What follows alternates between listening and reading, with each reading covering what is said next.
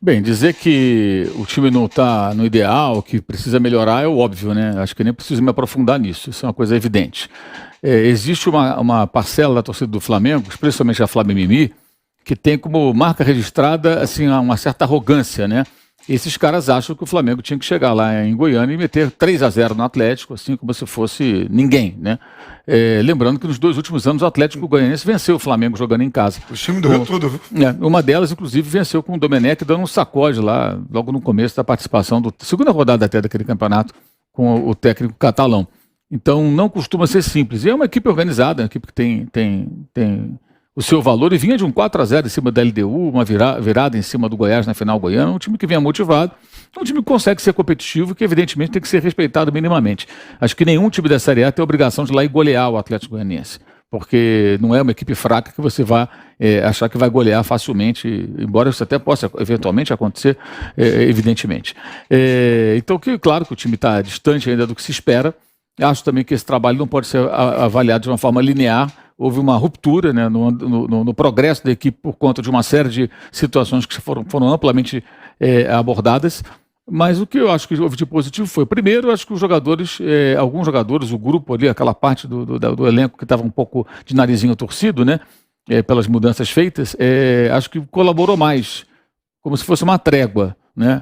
Então, talvez até por perceber que parte da torcida não aderiu aos jogadores, pelo contrário, ficou contra os jogadores. Não estou nem falando da organizada que fez lá aquela manifestação até agressiva na porta do CT. Estou falando da torcida em geral, no Maracanã, no Fla-Flu, nas redes sociais, e dá para perceber que o torcedor não está fechado com jogadores que ganharam títulos, eram vencedores, e hoje são perdedores, são colecionadores de vice-campeonatos. Com Paulo Souza, sem o Paulo Souza, né? Vencendo assim, desde o ano passado. E talvez eles tenham recuado e percebido que não adianta, não vai adiantar, porque ele não vai mudar a maneira dele agir. E não tem que mudar, porque se ele foi contratado lá na Europa para trabalhar aqui no Brasil, não é para trabalhar como técnico brasileiro. E está mais do que na hora de parar com essa bobagem, né? Existem assim, conselheiros de clube, no Flamengo, tudo quanto é clube, né? O conselheiro acha que ele tem o direito de interferir, temos que fazer alguma coisa por enquanto é cedo. Não tem que fazer nada, conselheiro vai dar conselho para vovozinha, não tem que se meter em futebol de clube, conselheiro, corneteiro, não tem que se meter. E o dirigente não deveria dar ouvido. Não é possível que em 2022 ainda funcionem as coisas, ou tentem fazer com que funcione, como se fosse no século passado, lá nos anos 50, 60. Isso é absurdo. O futebol mudou muito, né? Tem que ser mais profissional. E aí entra também a questão do desconhecimento das pessoas. Por exemplo... Pessoal, o Mauro, nesse primeiro tópico que eu separei para vocês, ele fala sobre coisas do Flamengo, fala que o time realmente não está produzindo, não está jogando bem, e ele fala sobre questão de gente externa comentar, se meter no futebol do Flamengo. Gente, brasileiro é desse jeito, né? O Mauro tá certo, mas brasileiro é desse jeito. Você que está aí me ouvindo, né? Quantas vezes você já não falou de assunto que você não tem a menor ideia, opinião impulsiva, sem embasamento algum? Quantas vezes? Isso é típico do brasileiro.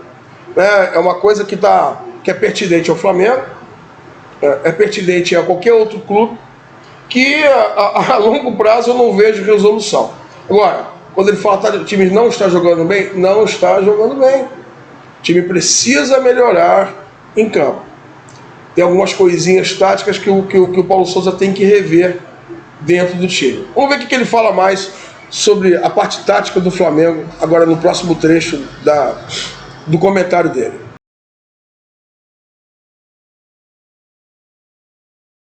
Uma máxima que é dita com relação a esse trabalho é: 3 zagueiros não dá. Mas por que não dá? Não dá.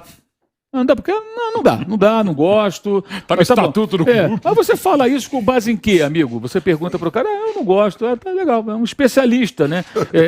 O cara é o bam, ele sabe tudo, ele não quer, acabou. Você pode citar exemplos de times que jogaram com 3 zagueiros e foram bem-sucedidos, que jogam com 3 zagueiros e são bem-sucedidos, e pode até citar o Flamengo jogando eventualmente com 3 zagueiros, sendo campeão brasileiro, em 2021, mas o título 2020, né?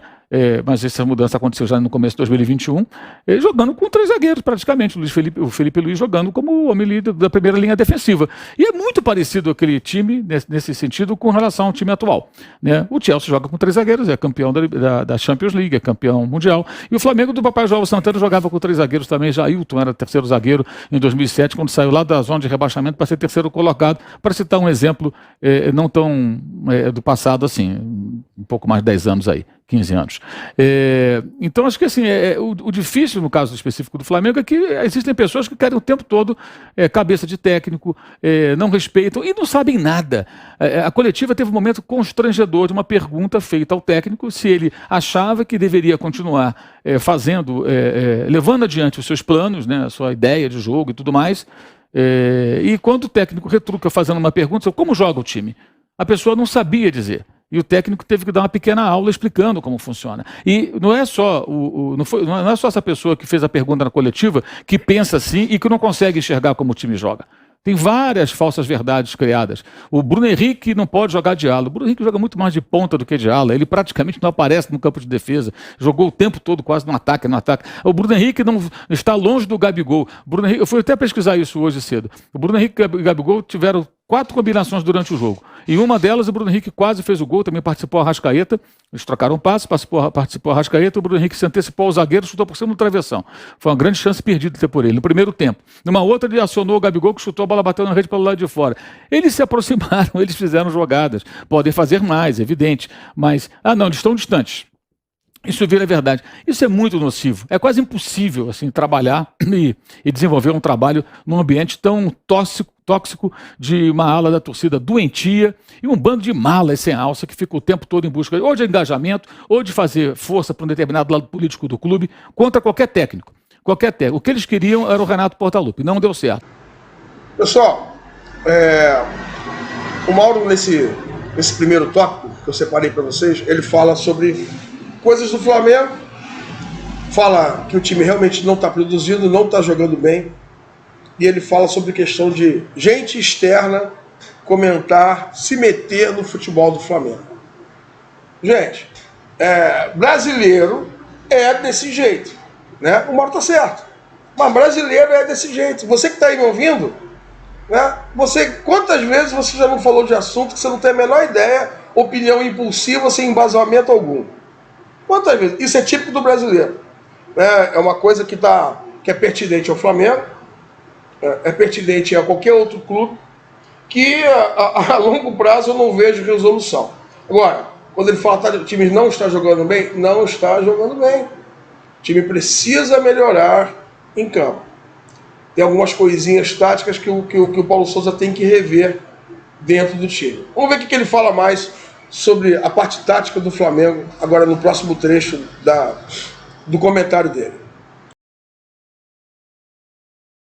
Eu sugiro, então, se quer demitir o Paulo Souza, contratem um Alberto Valentim. É o técnico que a Flávia Bibi merece. Alberto Valentim no Flamengo, né? Esse que acabou de ser demitido do Atlético Paranaense, com um desempenho sofrível, 8 vitórias em 28 jogos, mas uma delas em cima do Flamengo, do Renato Portaluppi. Então, já que ele venceu o Renato, eles queriam o Renato no passado, talvez o Alberto seja melhor que o Renato e atenda a expectativa dessa ala da torcida do Flamengo e desses corneteiros, conselheiros, essas malas sem alça que não largam o pé do futebol do clube. Bom, dentro do que o Mauro falou, né? A gente andando pela rua, conversando com um torcedor, com outro, é sempre assim, né? No Flamengo, principalmente, sugere um técnico a toda hora, todo mundo se mete, todo mundo quer falar, todo mundo quer sugerir. Traz fulano, traz Beltrano. Pode ser até aquela pessoa que é dura, né? E começou a ter dinheiro, acha que pode gastar de qualquer maneira. Daqui a pouco tá pobre, tá sem condição e fica duro e não pode comprar nada. Pode comprar um pão na padaria. Só recebe aquele dinheiro da indenização, né? Aí olha assim, faz churrasco, e chama os amigos, e vai na Casa Bahia, e compra TV 20K. Mas que o Flamengo é assim. Troca o técnico, paga aí, não tem problema não, tem dinheiro. Vamos lá, e todo mundo se mete. Todo mundo se mete. E hoje, com o advento da rede social, essa situação é exacerbada, né? E o problema é quem ouve, é quem dá ouvido. Você pode ouvir opinião, mas uma coisa é a gente mudar o nosso conceito, mudar o nosso pensamento por causa da opinião de terceiros. Vamos ver o que ele fala mais aí. Mauro, só uma pergunta, uma provocação, na verdade. Se você tivesse que contratar 2 treinadores, Barbieri ou Valentim, quem você contrataria? Barbieri. Mas eu acho que ele tem que ser mais cobrado. Eu acho que o problema do Barbieri é que muita gente não vê o Red Bull Bragantino jogar e elogia sem ver. Elogia sem ver. E eu acho que o Red Bull Bragantino já pode pensar em algo mais, né? Pelo investimento que faz, pela estrutura que tem. Não tem pressão. Lá não tem conselheiro enchendo o saco. Não tem. Tem a turma da bengala agora. Não tem... Se o conselho fosse bom, é aquele provérbio, né? Não tem Red Bull Bragantino mimimi enchendo o saco. Ninguém vai lá pichar o muro. Você trabalha na paz. Você não tem apoio de massa, de torcida, mas você não tem também esse outro preço a pagar. Então eu acho que o Barbieri é um técnico jovem, mas ele tem que começar a apresentar mais. Agora, como eu vejo. Mauro César, como você me intitula presidente... Não, você assumiu. Você carapuçou. Agora você se carapuçou. E você se assume mesmo. Presidente, eu assumo, presidente. Porque tem muita gente aqui que tem opinião e não fala com medo da resposta do Mauro César, hein? Tem, hein? Inclusive que elogia muito o Barbieri, né, Vampeta? Eu acho mais bem do bom treinador. Eu falo aqui, ó. Barbieri e Rogério Ceni. Mas não é questão de ser mau treinador. Ele não é mau treinador. Ele pode fazer mais, é isso que eu digo. E como ele está num time pequeno, o Bragantino é um time pequeno. Tem dinheiro, mas time pequeno, não é time grande. Time grande é o São Paulo. Tá entrando aqui daqui a pouco. Eu não concordo. O Bragantino é um time pequeno. Flávio Prado, então ninguém liga. O Bragantino ganharia a Premier League, né? Ninguém liga. Como presidente, né, da Fla-Mimimi, eu digo o seguinte, eu sempre fui a favor de bancar o Paulo Souza. Agora, eu não acho que porque você critica jogador, você não pode criticar o treinador. Não pode criticar o treinador. Eu acho que todo mundo é criticável. É que algumas críticas são... Mauro, eu acho que tem críticas a serem feitas ao treinador. Sim. Não que, ele não pode ser criticado. Ele tem que fazer o trabalho dele. E de novo, aquela coisa da primeira... Se você critica um treinador, você não está querendo derrubá-lo. Claro! De um modo geral. E ao mesmo tempo, se você está enaltecendo um time, você está dizendo que vem o Manchester City, que vem o Liverpool, o Bayern de Munique. Não é isso, que já ganhou tudo. Assim, a gente está num momento de muito... Né? E não só no campo de futebol, na vida. Você não pode falar mais bem de alguém porque você está bajulando.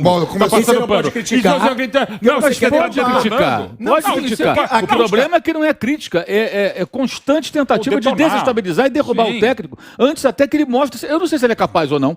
Não sei. Isso. Aliás, eu não sei o final dessa história. E de novo, e aí extrapolando. Guardiola, se assumisse qualquer time brasileiro, ia sofrer muito, porque a gente não daria o menor tempo para ele. Por exemplo, o mesmo processo que ele teve na primeira temporada pela Manchester City, se fosse no Brasil, ele seria detonado, esse bobeiro ia ser embora. Ficou em terceiro lugar. Dinheiro, sabe, o contexto, a gente não tem a menor paciência, a gente não tem a menor tolerância. Aliás, falando de tolerância, o meu questionamento é o seguinte... Sacanagem a nossa hashtag. Eu não vou nem aqui falar. Eu sou totalmente contrário à nossa hashtag, porque aqui a gente fala abertamente.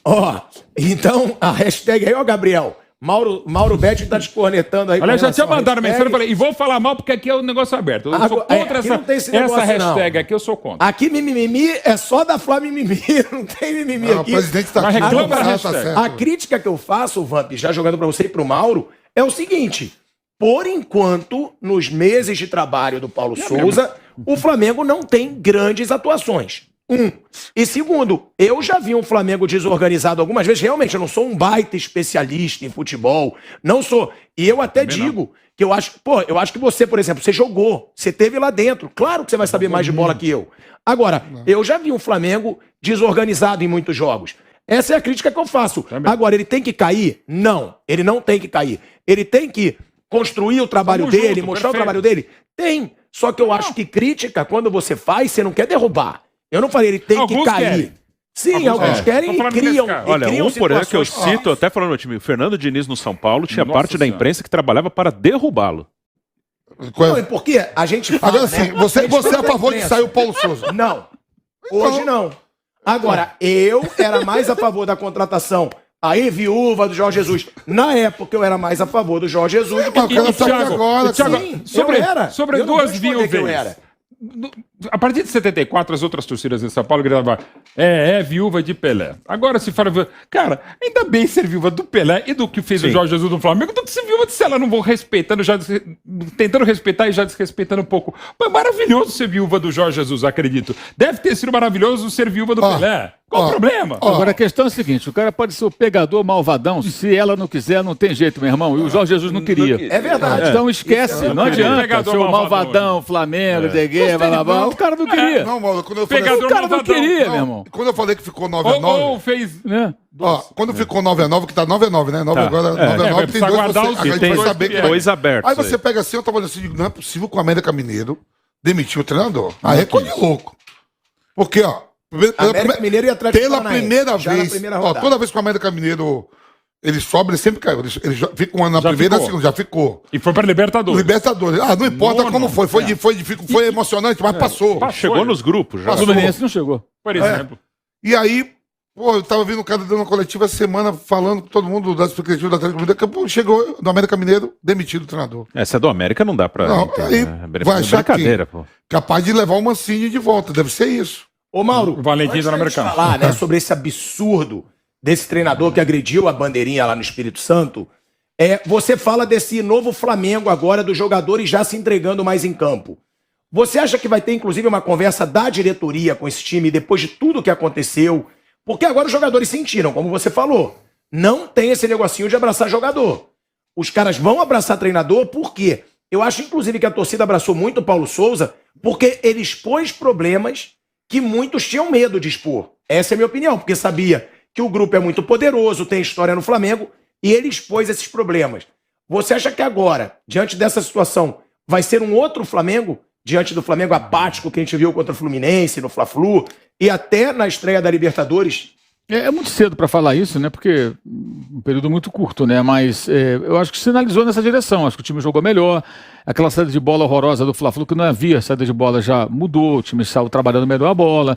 O time jogou de forma mais organizada. Teve altos e baixos, mas a defesa totalmente desfigurada. O próprio Arão jogou de zagueiro, mas até ele disse, eu concordo, na coletiva ele falou, o Arão joga de zagueiro também, mas ele não está treinando há muito tempo, nem treina como zagueiro. Então os jogadores não se entendem ali, não se entendiam ali. Houve muitos problemas defensivos, né? Mas 5 jogadores que atuam na função estavam fora de combate. Um deles em cima da hora, que foi o Gustavo Henrique. E aí você tem o Léo Pereira, que no lance do gol marca muito mal, o Andréas Pereira com um erro individual gravíssimo, até o técnico deu um faniquito na beira do campo na hora, porque ele tentou um passe por dentro, totalmente improvável, a bola foi interceptada, ligação no Jorginho no Dudu, pumba, gol do Wellington Rato. Os jogadores todos se enfiam na pequena área, na hora que o centroavante recebe a bola, ele se desloca para receber, ninguém gruda nele, todo mundo vai para dentro, ali fica o goleiro, né? Vai, auxiliares do goleiro, e o cara barreira, finaliza sozinho. O Andrés deu até sorte de ter sido em cima do Léo Pereira, né? Divide um pouco a responsabilidade. Começa com o Andrés, continua com o Léo Pereira. Aí tem gente que fala, por que ele escala o Andrés? O Andrés está no elenco do Flamengo, recupera esse cara ou ele não vai ficar. Então, assim, vai ter que escalar, talvez não escale no próximo jogo. Mas acho que houve assim, algum progresso. Agora, é sempre bom lembrar que ele foi contratado com essa missão. Então ele está executando o que mandaram fazer. Olha, cara, eu quero que você vá lá para mudar um pouco, acho que mudar a forma de jogar, a gente quer se livrar de 2019, ter uma outra proposta de jogo. É o que ele está fazendo. As pessoas comparam. Não, mas o Mohamed não está se desconectando tanto do Atlético que ele herdou. Mas ele herdou um time pronto, gente, campeão. O Paulo Souza, qualquer outro, o Jorge Jesus, se voltasse ao Flamengo, talvez jogasse com 3 zagueiros do Benfica, do JJ, jogava com 3 homens na linha defensiva. O Flamengo talvez jogasse assim com o Jorge Jesus, ele poderia chegar aqui, porque certamente, se ele voltasse, como você tanto desejou, ele não ia fazer igual a 2019. Já em 2020, nos últimos meses dele, teve a pandemia e tudo mais ali que interrompeu o processo, o Flamengo já estava mudando a forma de jogar. Ele já estava fazendo ali uma versão 2.0. Só que foi abortado pela pandemia, voltou, não jogou bem contra o Fluminense, final do Carioca, e depois ele meteu o pé e foi embora para Portugal, lá com o Luiz Felipe Vieira, presidente do Benfica na época. Mas a tendência, se ele tivesse continuidade, não tivesse pandemia, era o Flamengo do Jorge Jesus jogar de uma outra maneira. E provavelmente ele faria mudanças, porque os jogadores com os quais ele trabalhou em 2019 para 20, eles não conseguiriam repetir agora, 3 anos depois, o mesmo desempenho, até pela questão atlética. Então, assim, mudanças aconteceriam com qualquer outro técnico. Então, meus amigos, é isso.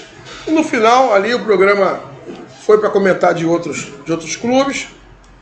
O Mauro fala de tanto assunto, com tanta propriedade, que é difícil pegar cada um e falar dele. Sempre com muita pertinência, sempre com peso, né, o que ele fala.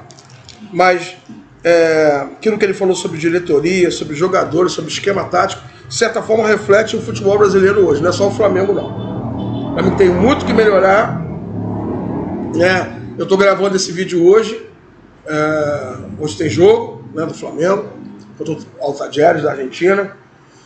Vamos ver o que vai acontecer, vamos ver se o Flamengo vem mais organizado hoje, e nós vamos continuar aí fazendo os reacts aí, em relação a... principalmente o Mauro César Pereira, que eu admiro muito os comentários dele, porque ele é um comentarista por excelência do Flamengo.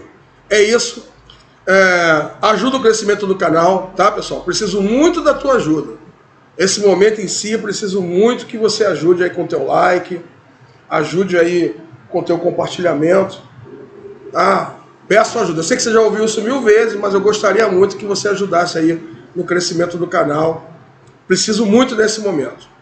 Um abraço a todos. Saudações rubro-negras.